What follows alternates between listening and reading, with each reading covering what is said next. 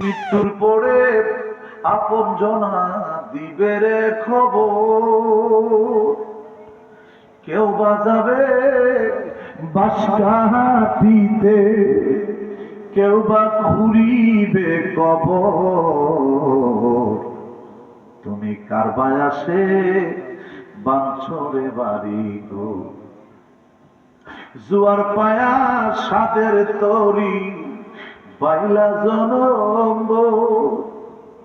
আরে জোয়ার গেলে ভাটায় আসলে সেদিন হবে তোর খবর।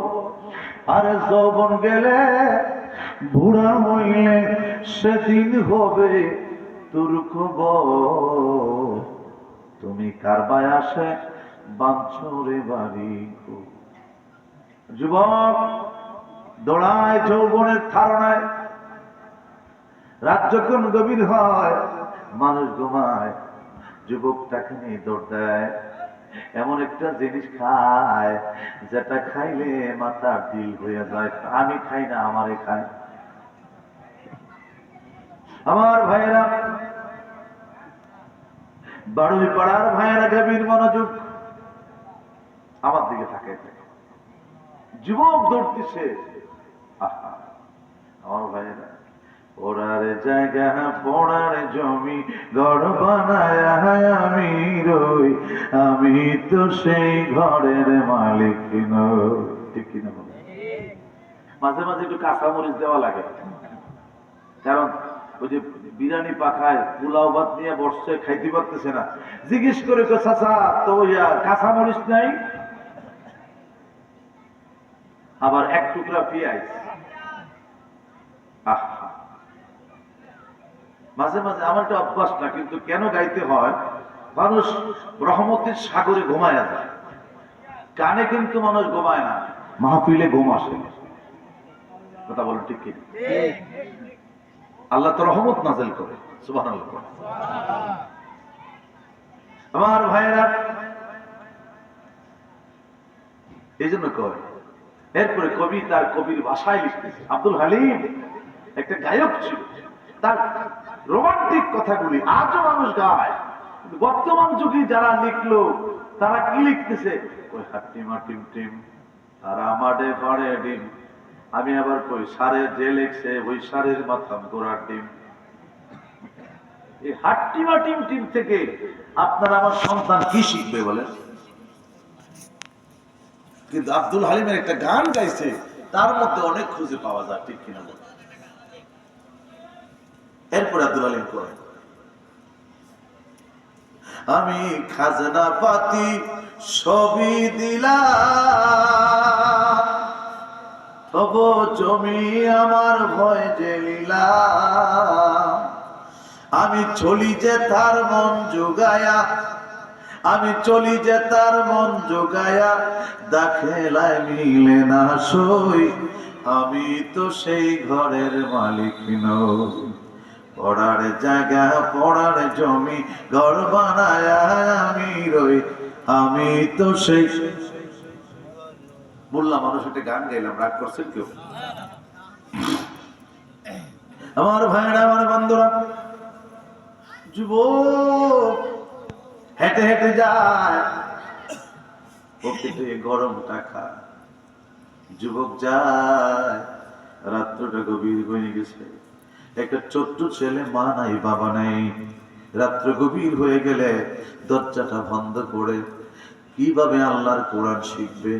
এখন তো আমাদের বাংলাদেশে কারেন্টের অভাব নাই, ঘরে ঘরে বিদ্যুৎ, ঘরে ঘরে আমাদের সুন্দর লাইটিং, আমাদের ব্যবস্থা হয়ে গেছে। আজকে থেকে 200-300 বছর আগে কারেন্ট কি ছিল? কথা বলেছিল, কারেন্টের জন্ম কিছুদিন আগে হয়েছে। আমার ভাইরা, যুবক দৌড় দিলেন, দৌড়ায়া পকেটে গরম টাকা, কিন্তু ওই ছেলেটা, বাচ্চা ছেলেটা কোরআন পড়বে, আল্লাহর কোরআন কত মজা, জোরে বলেন সুবহানাল্লাহ। আল্লাহ কয়, হে দুনিয়ার মানুষেরা শোনো, কোরআনকে যদি ভালোবাসো, হৃদয়ে ধারণ করো, আমি আল্লাহ পাক হাসুরের মাঠ যেদিন কায়েম হয়ে যাবে, আমি আল্লাহ একটা সম্মেলন ডাকবো, ওই সম্মেলনে আমি আমার কোরআনের পাখিদেরকে সদস্য বানায়া দিব। সুবহানাল্লাহ। এমন একটা কোরআন আল্লাহ দিলেন, আমার আল্লাহ কত সুন্দর করে বলে, জালিকাল কিতাবু লা রাইবা ফি হুদাল লিল মুত্তাকিন।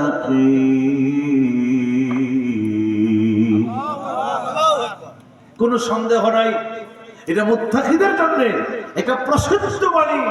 আমি আল্লাহ হাজাল কিতাব, কথা কোন ঠিক কিনা?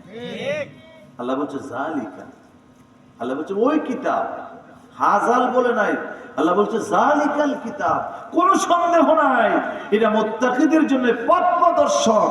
কোরআনের দিকে থাকা, কোরআন তোমাকে জান্নাতের পথ দেখায় দিবে। আমার ভাইরা গভীর মনোযোগ, আজকে আপনাদের ভাগ্যটা অনেক ভালো, আপনারা মাদ্রাসা পেয়েছেন মসজিদের পাশে। আরে এই ছোট্ট ছোট্ট ছেলেরা মাদ্রাসায় কোরআন পড়তে পড়তে যায়। বুখারীর হাদিসে ইমাম বুখারী আবি আব্দুল্লাহ ইবনে সারার কিতাব যিনি লিখলেন, ইমাম বুখারী মুহাম্মদ ইবনে ইসমাইল ইবনে মুগীরা, ইমাম বুখারী লিখতেছেন, আহা, যে বাচ্চারা কোরআন পড়ে পড়ে কবরের পাশ দিয়ে যাবে, এদের কদমের আওয়াজ, কোরআনের শব্দে আল্লাহ কবরের আযাব 40 দিন বন্ধ করে দেয়। সুবহানাল্লাহ। লাভ আছে না? আমার ভাইরা, আমার বন্ধুরা, ওই যুবক যায়, ছোট্ট বাচ্চা কান্না করে, আল্লাহ গো, তুমি আমারে গরিব বানাইলা, টাকা দিলা না, পয়সা দিলা না, ওগো আল্লাহ, আমি কেমনে কোরআন শিখবো, আমি কেমনে কোরআন শিখবো, আমি যে এতিম, আমার যে মা নাই, আমার যে বাবা নাই। আমার ভাইরা, দেখনা মন জাক মারিয়ে দুনিয়াদারি, ও তোর পিছে পিছে ঘুরছে সমন। আল্লাহু আকবার।